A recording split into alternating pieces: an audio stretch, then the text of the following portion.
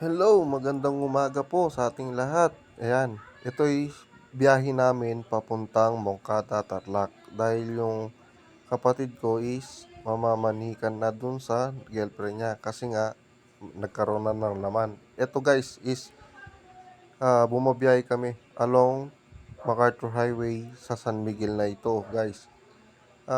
Dito naman habang nagbibideo ko, yan, nagkukwentuhan sila tita ko, sila mama ko, kakwentuhan nila yung panganay namin na si Jayden.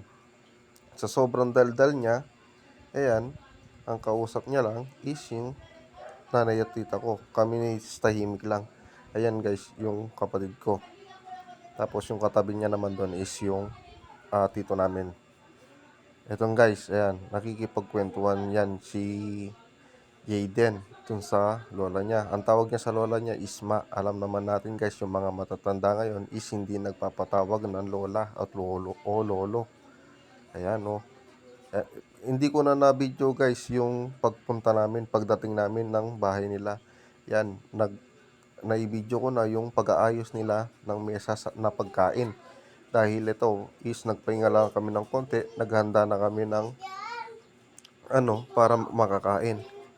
Nandito na is naka-ready na kami, nagpe-prepare na kami. Ayan, eto guys is nagdala lang kami ng akilayin, gumawa ng sisig yung kapatid ko, bumili siya